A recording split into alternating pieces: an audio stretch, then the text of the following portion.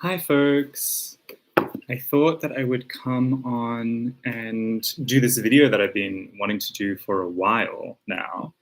And it's kind of just useful for me to do things like this to reflect, as I've been doing a lot lately, and kind of explore, I guess, where different rivers sprang or spring from in my life, and how I've spent, I guess, the years in my writing, mentoring, teaching, witching work in the world. Let's begin with an acknowledgement of country. So I invite you to notice your breath, that you are a living, breathing creature in planet Earth, that you are being breathed by the land, the sky, and the sea. And I invite you to become very, very aware of where you are, the land, the country, the place. And I'm using country in the way that a lot of First Nations peoples in so-called Australia use that term to refer to not just what Western-minded people might think of as land, but also as sea and sky, interestingly enough, the stars, the songlines, the law and the culture that arises from these connective places, deep and ancient and abiding. I acknowledge that I am in Gadigal and Bidjigal country. I acknowledge that this country was never ceded, that it is stolen land. I acknowledge that colonization continues, but that in the face of this and through this, First Nations peoples, Indigenous peoples, Aboriginal and Torres Strait Islander peoples, and the societies and sciences and ceremonies and kinship ways survive and thrive in the face of imperialist and colonialist violence. This is still the truth. So I acknowledge this. So I wanted to kind of go back in time in a linear fashion and talk about the books that I have written or co-written, or in the case of one, I guess two, very much catalyzed and created, and did write a lot in it, and did a lot of editing work within certain books as well.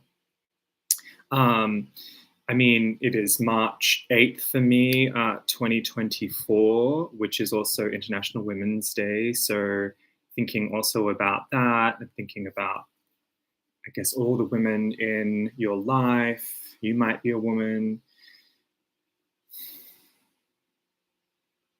And considering as well, if you haven't read many, if you notice that you're someone who doesn't read a lot of female voices, women writers, all kinds of women writers, maybe specifically you don't read a lot of trans women authors, or you don't read a lot of Black or brown or refugee women authors, think about that.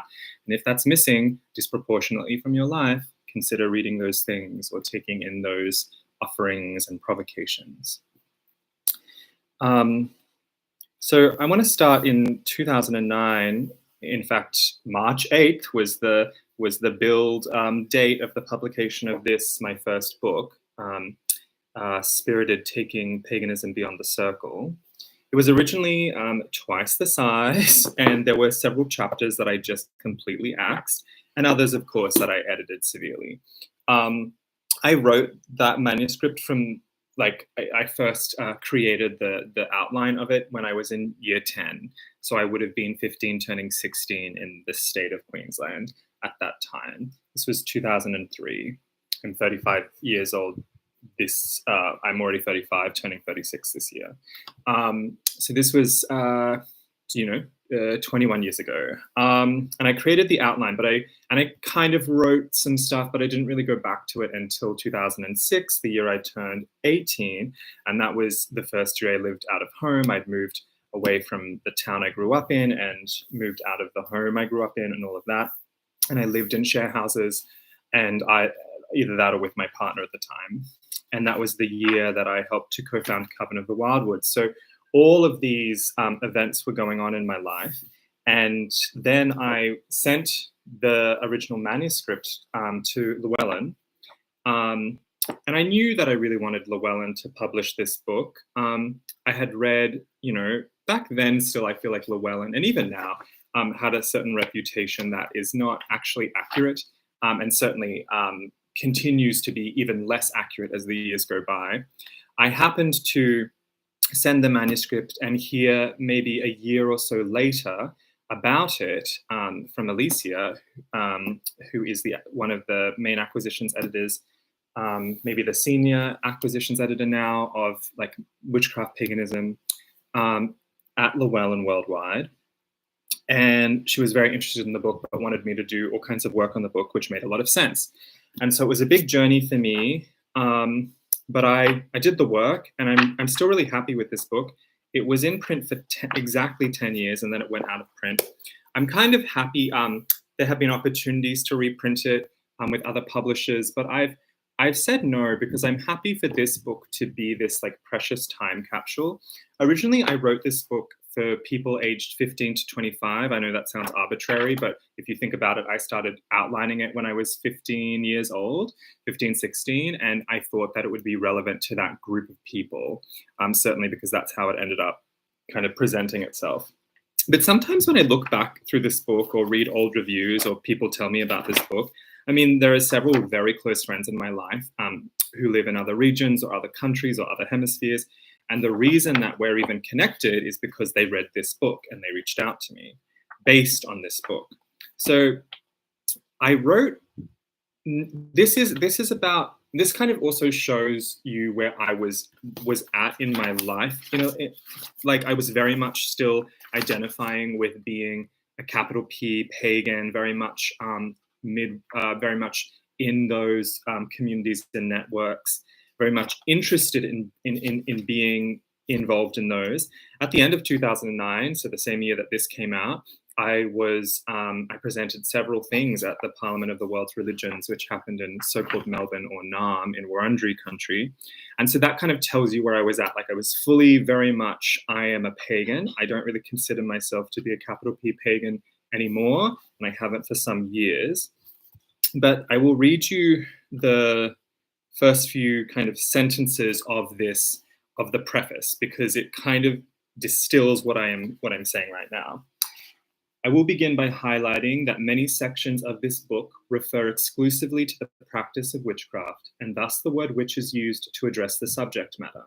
The majority of this book, however, refers to the generic pagan, including all pagans regardless of their traditional beliefs. I've capitalized various words throughout this book, example, magic and nature, to indicate their importance in pagan practice. I have also used the word spirituality whenever possible instead of religion, as I do not feel comfortable with the institutional and dogmatic connotations of the latter, blah, blah, blah, blah, blah.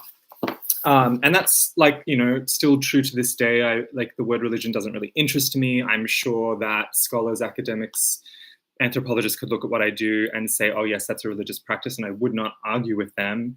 I also less and less over the years have cared about the word spirituality. Both these words, they kind of mean nothing to me as a witch and a spirit worker.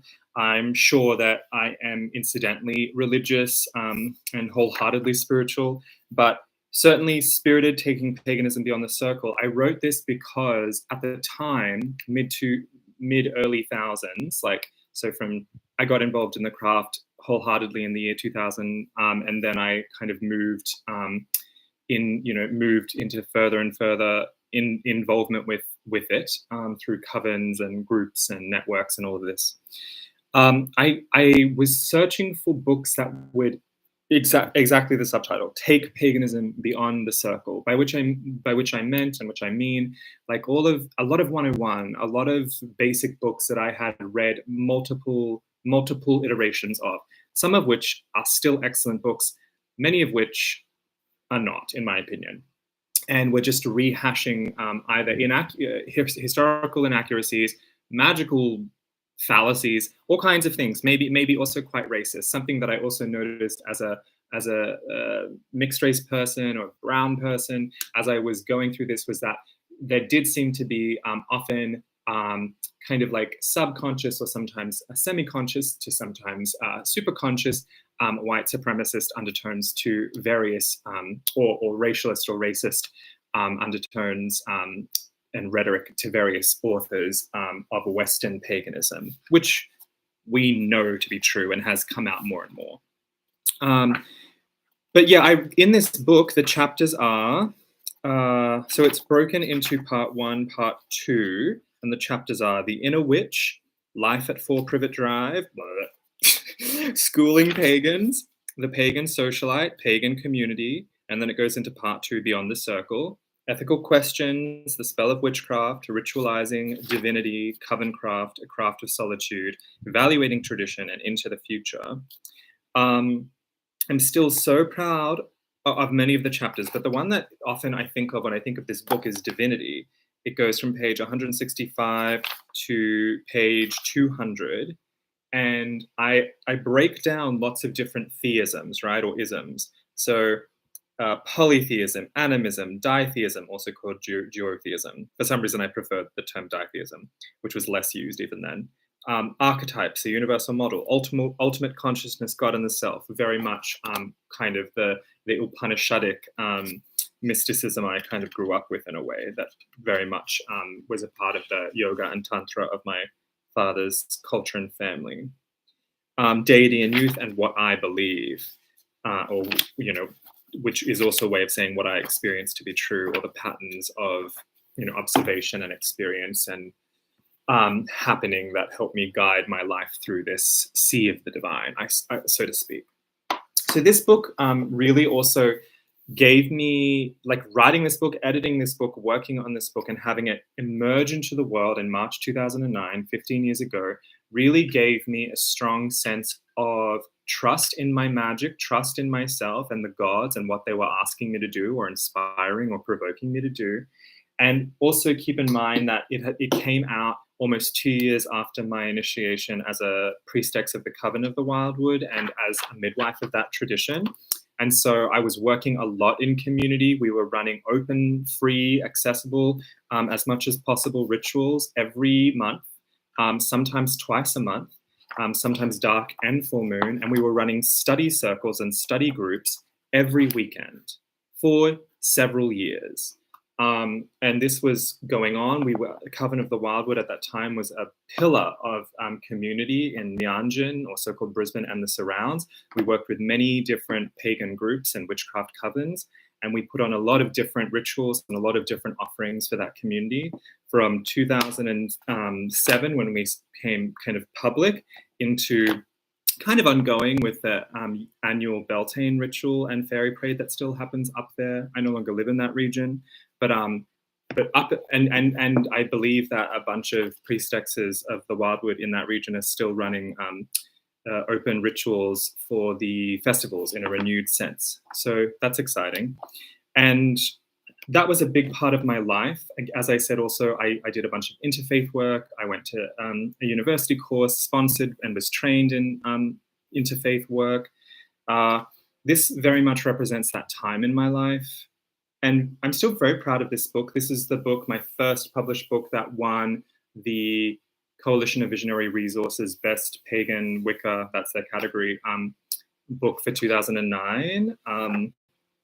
Sometimes I read this book and I'm like, wow, that's very good writing for you.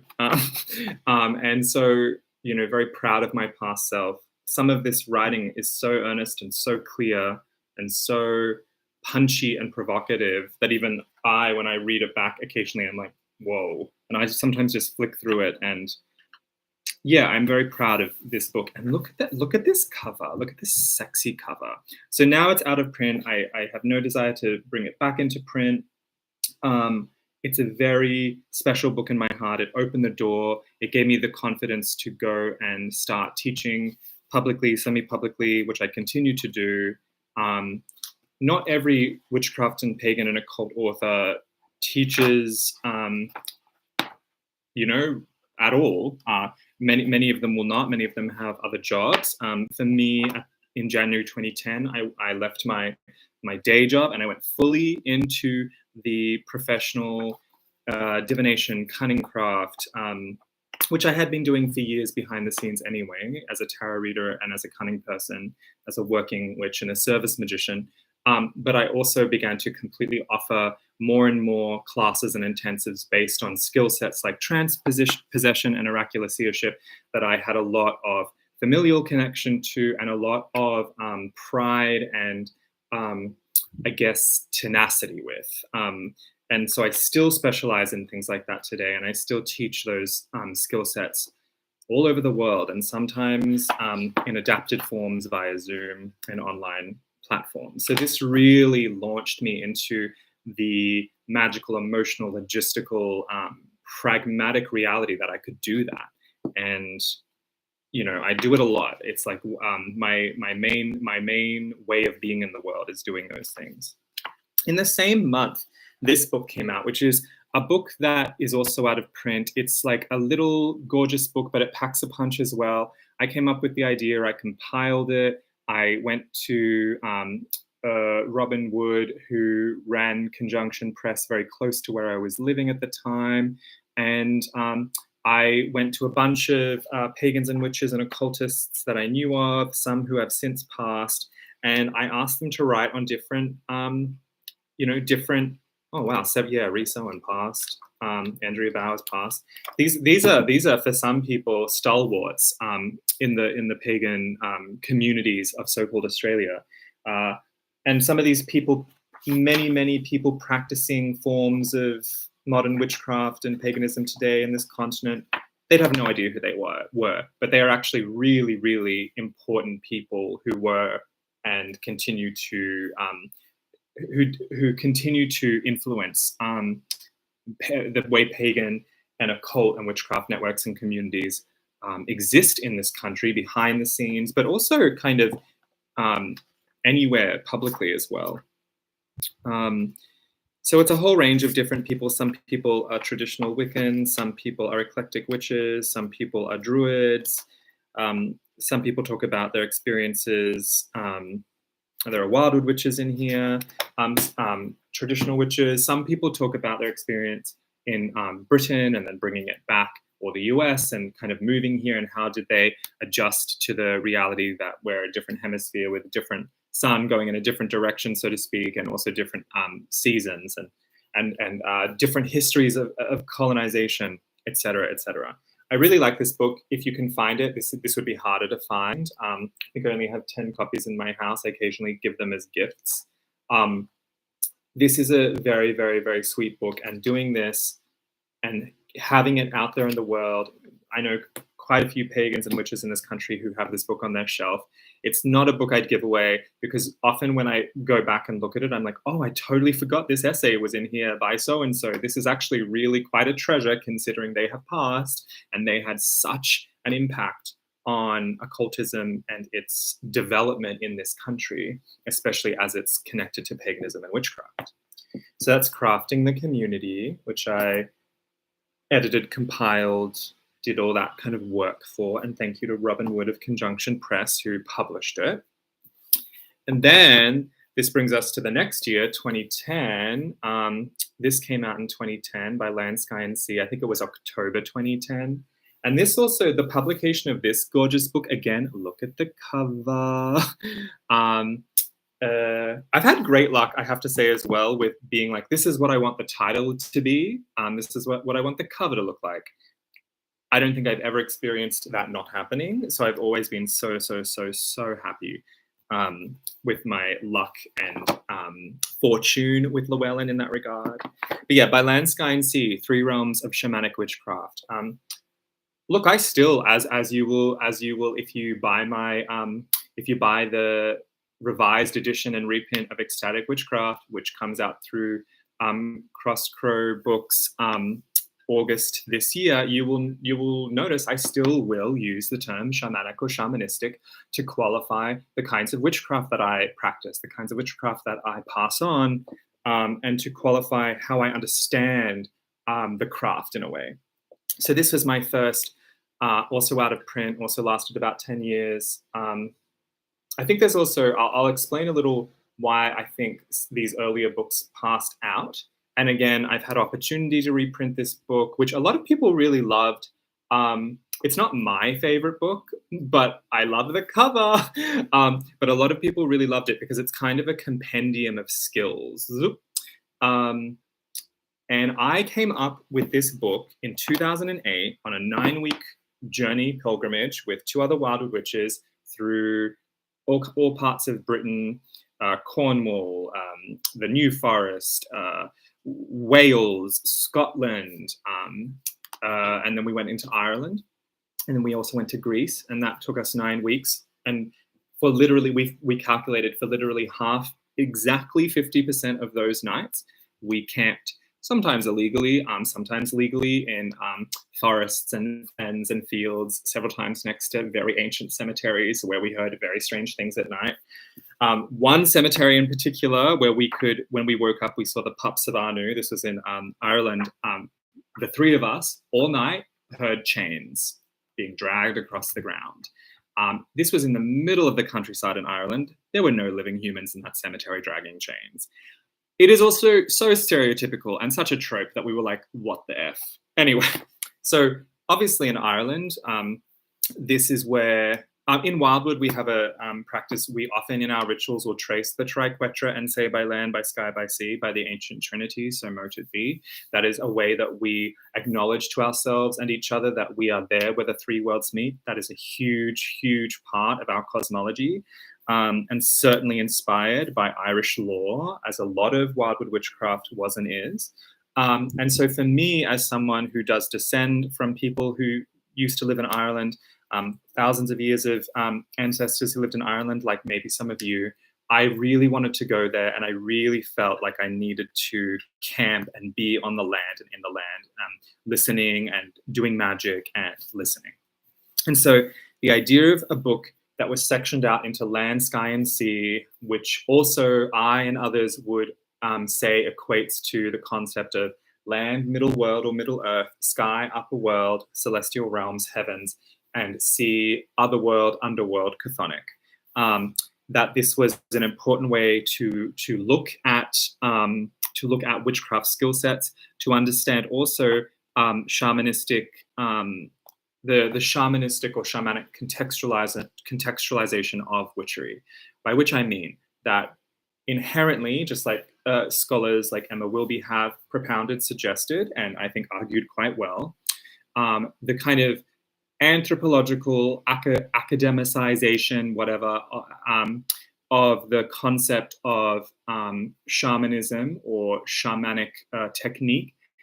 When you look at that, when you look at people going into ecstatic states, traveling in other forms of their body, deeper forms of body, going to the underworld, being torn apart, being put back together, going to the upper world, helping spirits, waking up to your shamanic charge because a spirit came to you, an ancestor, a god, often very chthonic, that you help people, but that you also know how to hinder or harm, that this is quite a strong, when you look at even witchcraft trial records and you look at the folklore that proliferates through those trial records, and we look at magical practices in different parts of so-called Europe, or what some native scholars will call the European peninsula of Asia, which I really love.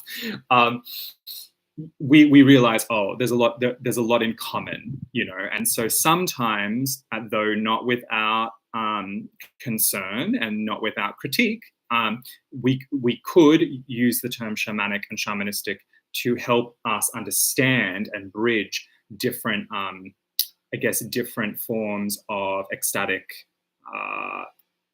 autochthonic practice and spirit selected or spirit awoken people who end up being integrous to their communities in all kinds of ways, through dream connection, through helping, kind of in that cunning way, and also sometimes through performing greater ecological functions that maybe the humans in that area are not a fan of, because humans are notoriously often very much only invested in their own humanness. And of course, witches are often very much straddling that humanness and that otherness. And so I came up with it in 2008.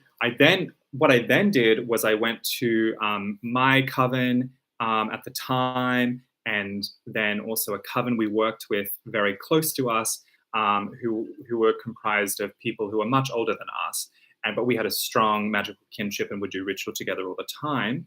And I thank them in the acknowledgements of this book, if you want to go hunt that down. I would hold these intensives for us, land intensives, sky intensives, and sea intensives. They were private only to these groups of people, and I would take them through the material as I wrote the book. It was stuff I was already teaching, skill set specific based, but I was like giving it in whole containers, so that I could also write the book next to the teaching of the intensives, which really, really helped. It also helped me to really understand how to run intensives, which I continue to do and is a big part of my teaching practice and teaching offerings. There's a lot of really, like, I think when I look at this book, I really, really, really am quite happy and proud with the To Fly in Spirit section. There's a lot of really workable, functional technique and method in there. To See Clearly, clairvoyance, the sight. There's also rituals to culminate and seal each section of Land, Sky, and Sea. There's a really wackadoodle journey through channeling. And I did it by channeling the entire, like very much oracular medium, channeled the entire chapter. And then what I then did was I broke down what I could see to be the phraseology or the phases or the phrases of the channeling process, which I would then teach and people would really, really enjoy, and it worked for them. There's some commentary on initiation based on the idea of the descent of the goddess, which obviously is probably most well known through Gerald Gardner's publishing of A Legend of the Descent of the Goddess, or a version of it in, I don't know if it was Witchcraft Today or The Meaning of Witchcraft or both, but quite early on, 1954, 1959. But also the idea of descending goddesses having something to do with initiation and the mysteries is very, very, very much a strong theme in various parts of Europe and the so-called Middle East. So that's by Land, Sky, and Sea. And then what came after that is this book, which came in 2012, maybe in July or August 2012, maybe June 2012, but in the middle of 2012, Ecstatic Witchcraft, Magic, Philosophy, and Trance, and the Shamanic Craft.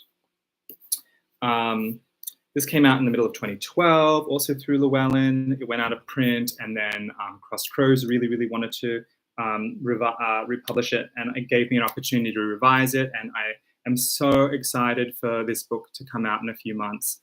And yeah, there's new appendices. I've revised it. There's a foreword. There's a new foreword.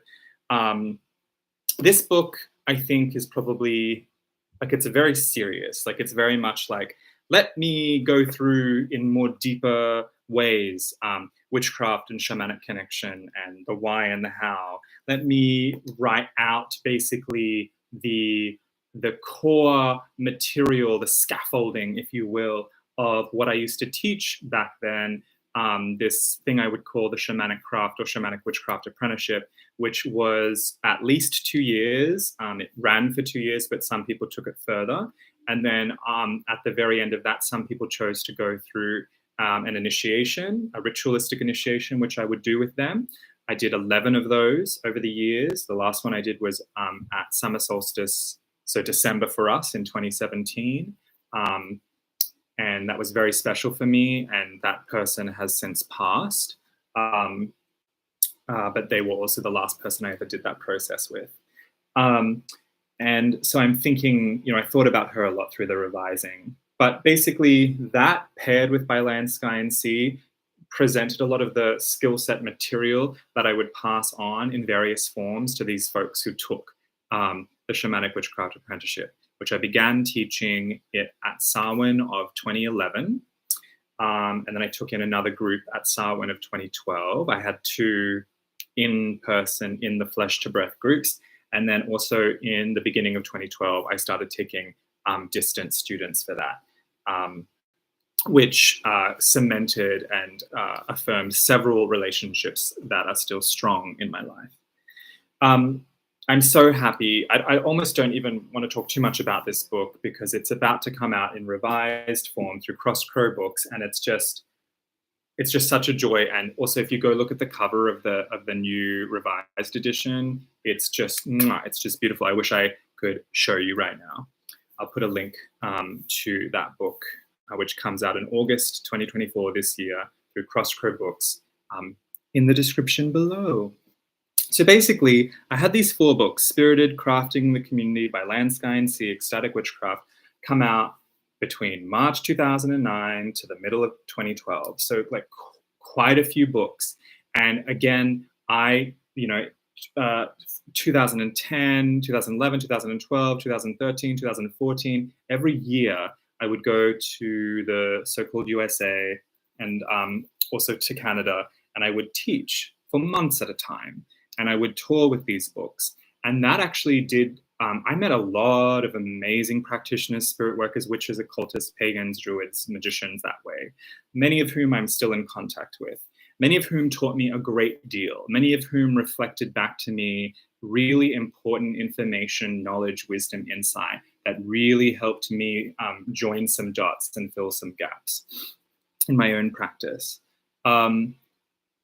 So these books really propelled me through initiatory awakening, which really, in my own soul story and my own reflection of how my life has unfolded, these books came out of that, but they also were part of the continuation of that mystery. So then there's actually 4 years between books. Now, something happened for me at that time. In 2013, so a year after Ecstatic Witchcraft, in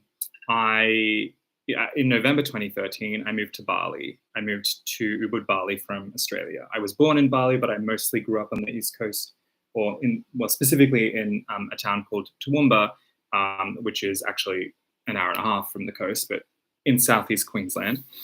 And I moved back to Bali. I also, at Cloudcatcher Witch Camp, which always happens over the Easter weekend of I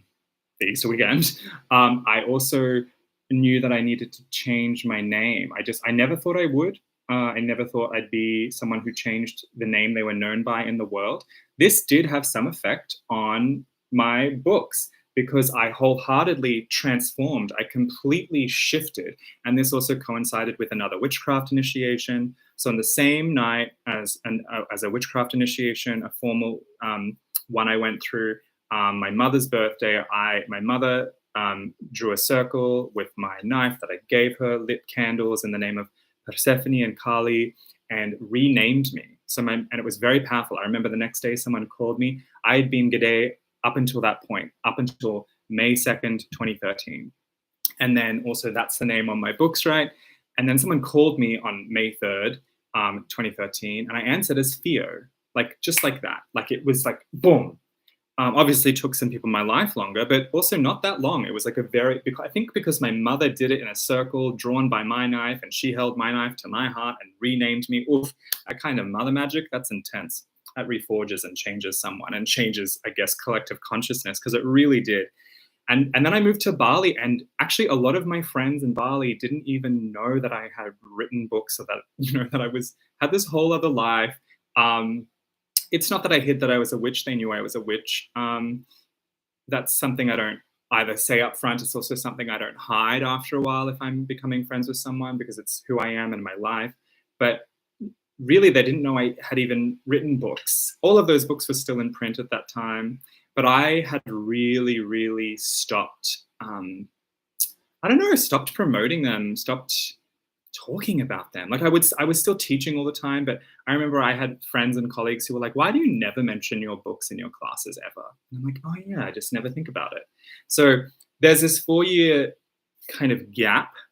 Social media, I didn't join Instagram until 2017. There's a whole trend now with people who publish books now, and it pairs well and strongly with really well done social media, which can be a platform for outreach and community and network. For me, honestly, it's just fun and like relief and release. Especially Instagram. I'm only on Instagram and Facebook.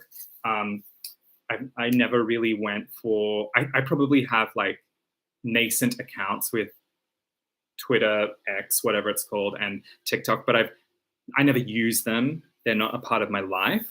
But anyway, that explains kind of this gap, right? So then my friend Jane Meredith, who is a very accomplished writer and an amazing teacher of, I guess she would probably use the words goddess, spirituality, and magic. She is most certainly a reclaiming priestess and witch, and a pagan. She definitely identifies that way. We only saw each other yesterday, and that came up. But she very, very much pushed to write this book with me, Magic of the Iron Pentacle. We had taught the core class a few times in the reclaiming tradition. So you'll notice we picked this subtitle, Reclaiming Sex, Pride, Self-Power, and Passion. This book we started working on in 2014, and it came out, I believe, in February 2016. Not without controversy. I will say I am a reclaiming and fairy initiate. I have been involved in reclaiming since 2010. That's since October 2010. That's the month I knew I was a reclaiming witch. I also met my first fairy teacher in October 2010, and my initiation into fairy came several teachers later, 7 years later. But basically, this tool, the Iron Pentacle or the Iron Pentagram, it exists mainly in two traditions. It exists in Anderson Fairy and all of its branches. Some people would say Anderson Fairies, and it exists in reclaiming. And remembering that reclaiming, one of its main magical roots is the Anderson Fairy tradition. Starhawk, one of the main mothers of early reclaiming collective, who is still alive, by the way. Some people out there think she's not. Very much alive. She was initiated by Victor Anderson and trained by Victor and Cora Anderson in the fairy craft. And so she brought a lot of that into what became the reclaiming tradition. Again, sometimes, this is to the sidebar. I don't think it's ever a good idea to set out to found a tradition. Traditions found themselves. So go ahead, found a coven or a magical group or an order. But the idea of founding a tradition, consciously going to do that, I don't know if that's a very good thing to do. Often traditions later realize they're traditions because they've been passed. There's transmission, there's a style, there's very specific things that make a tradition. So this is in the context and container, I guess, labyrinth, let's say, of crossroads of the reclaiming tradition of witchcraft. The Iron Pentacle is always going to be an Anderson Fairy tool.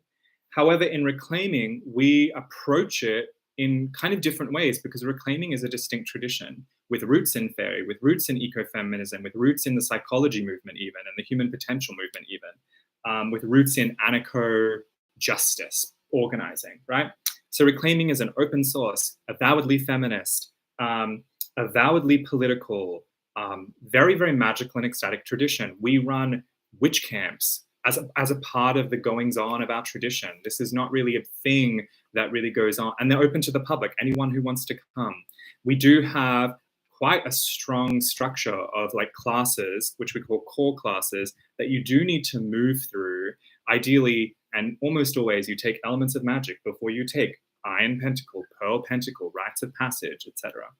The community class. But this is me and Jane Meredith exploring through memoir, essay reflections, and rituals and spells and processes, ways that in reclaiming witchcraft and culture, we work with the Iron Pentacle. I have to say that in the way that I was trained in fairy, it's almost like, here's the tool, go meditate on it, go unravel and become, I'll support you along the way, which is true. And that is a age-old way of doing it. I was told by a very, very early fairy priestess who was initiated by Victor Anderson, that he, by the way, never ran it through the body in the way a lot of us think of it now: sex in the head, pride in the right foot, self in the left hand, power in the right hand, passion in the left foot, back to the head. Obviously, that's an organic, natural, and amazing innovation, and I do run the pentacle that way, and I do pass that. But originally, the order of the points, and let's remember, it's more about the points than the pentagram.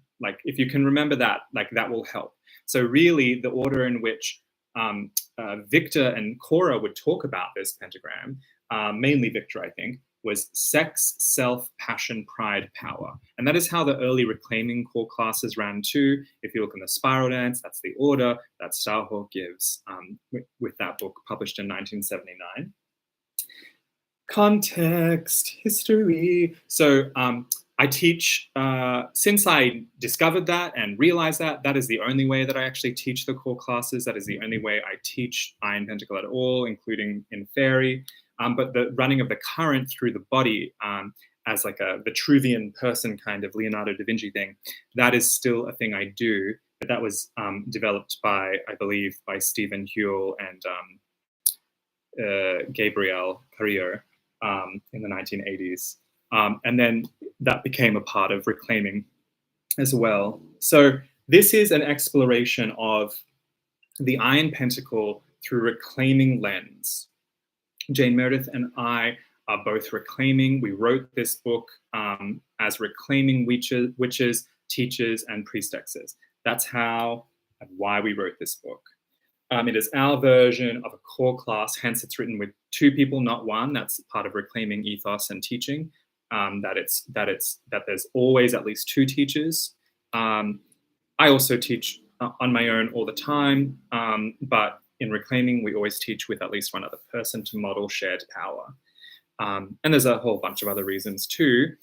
Anyway, and then of course, we ended up doing this. Now, this is not just us. This is us catalyzing, compiling, and editing a whole bunch of people. So there are, so this Elements of Magic book, it's a strong, thick book, and it takes you through a version, a text version, which you could then translate through your own being, through a group, through many years, through 6 months, through 6 weeks, of the foundational class of Reclaiming Witchcraft, Elements of Magic, which you can take now in many parts of the world and also online and in many languages. So this book, we really wanted out there. It is gorge. Look how gorge, with a foreword by Starhawk. It goes through sections just like the Magic of the Iron Pentacle goes through the points as sections with memoirs by each of us and essays and spells and processes and provocations.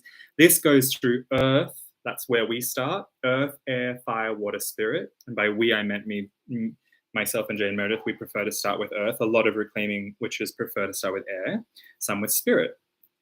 And so we go through, and there are 3 essays in every section. For instance, in the Earth section, there's an essay called Earth is Sacred. So in every section, every elemental section, there'll be someone, an elder, a very practiced teacher of reclaiming, writing about kind of the core foundational that you'd pass in that section of that class. So there's Earth is Sacred by Paul Eves. There's The Web of Life by Fiona Mariposa. There's Earth Activism by Ruby Berry. In Air, there's Air is Sacred by Gwydion Logan. There's Sacred Sound, Sacred Song by Suzanne Sterling. There's Communication and Conflict by Jerry Raven Stanfield. In Fire, there's Fire is Sacred by Raven Edgewalker. There's Transformation by Fire by Pandora O'Mallory. There's Sharing Power by Copper Persephone, who is one of the beloved and mighty dead now. In Water, there is Water is Sacred by Rosemary Dance, also one of the mighty and beloved dead now. There's Ocean of Emotion by Jane Meredith. There's Personal Healing by Willow Firefly Kelly. In Spirit, there is Spirit is Sacred by Dawn Isadora. There is Divination by Flame, and there's Working with the Spirits by me. And also, there are many, many amazing reclaiming teachers and priestesses and mentors and initiators and initiates and students who write all kinds of exercises, practices, rituals. So of course there's Connecting with the Spirits of Land, Casting Circle, Magical Herbal Sachet for Protection, Ecstatic Breath Work, Flame Gazing, Candle Spell, Creating Ritual Space with Visualization, Boundaries and Borders with the Witch's Knife, Place of Power Trance, The Barrier and the Well Trance, In Drinking, Water Cycle Trance, Meeting Our Ancestors Through Our DNA. So it's filled with, it's a treasure trove. This book is a treasure trove. If you are like, where do I start? This is in terms of witchcraft and ecstatic magic and earth-based magic, this is a really good place to begin. I would say, like, if you want to have a really strong kind of understanding of, like, if you're a complete beginner and you want to have a really good understanding of different ways of doing witchcraft and being the witch, I would get Elements of Magic, Reclaiming Earth, Air, Fire, Water, Spirit, edited by Jane Meredith and Theo Gede Parma. And I would get A Deed Without a Name by Lee Morgan. And I would also probably get Wicca, probably the revised edition. I think there's several of those by Vivian Crowley. And even just those three would be a good place to start. Maybe also Traditional Witchcraft by Gemma Gary would also go in there. And then I would say, oh, and now go read The Spiral Dance by Starhawk, because that book, I think it's better if you know some stuff already. It's a poetic grimoire. Like there's a lot going on in that book. It's profoundly beautiful and has changed the world, that book. And then I would say read A Rebirth of Witchcraft by Doreen Valiente and Witchcraft for Tomorrow. And this next book, The Witch Belongs to the World. So now we're at 1, 2, 3, 4, 5, 6, 7. And this is the book. This is my special book. This came out, so again, this came out in December 2018, and then some time passes, and then this book comes out in August 2023. And this, as you'll notice, you'll see a difference between the name. Here it just says Gede Parma. Here it says Fio Gede Parma. Forward by Courtney Weber. Amazing, amazing witch and teacher and amazing woman.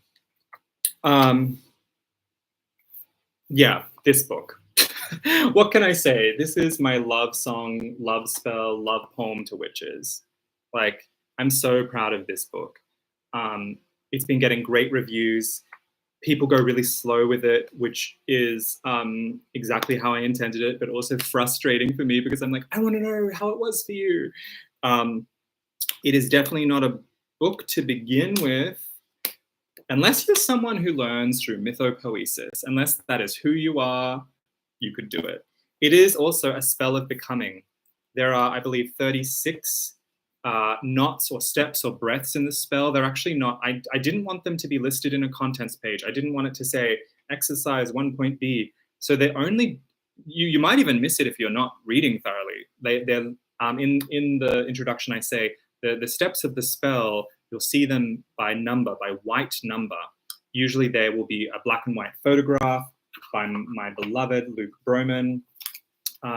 Photographs like this. This is me in trance on the Hill of the Witch on my 30th, exactly my 30th birthday in 2018. A group of us went to Ireland. This is me in a cemetery. Luke's one of those people I trust to take photos of me when I'm in a trance, basically. He's a wildwood witch and artist extraordinaire, and he has finesse and skill and patience and love. And it was also my editor, my Alicia Gallo's idea to fill this book with black and white photography. She's amazing. I also wanted a book that had my poetry through it. I write a lot of poetry, a lot of stream of consciousness poetry. So there's black and white photography, and there's poetry that demarcates every spell, every moment, every breath, every power prayer, every step, every chapter of this book. I'm in love with this book. This is like the book I love. It is, you know, I'm only 35, as I said earlier, but it is the book that, it is the book for me. The Witch Belongs to the World. It's a prayer, it's a spell, it's a provocation, it's a challenge, it's a dare, it's a way of life. And really, that's the entire thesis of the book. Read it, I dare you to. I know a lot of really, really, really practiced witches who've told me that they're kind of like re-examining their entire witchcraft practice because of this book. I wrote it to speak to many kinds of witches. I myself happen to be what you could say, what many people will now call traditional, folkloric, animistic, static witch. Absolutely, all of those things. But I am just a witch at the end of the day, and that's what this book is about. At some point early on in the book, I say something like, I have written books about witchcraft, but this is a book about witches. And I think that's where I'll end it.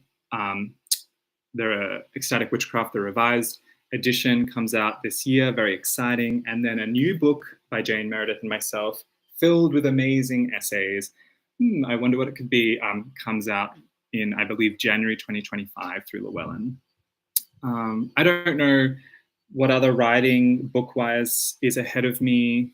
I'm very proud of these books. They're all my babies, and they have really, really, really changed my life. Each and every one of them has changed my life.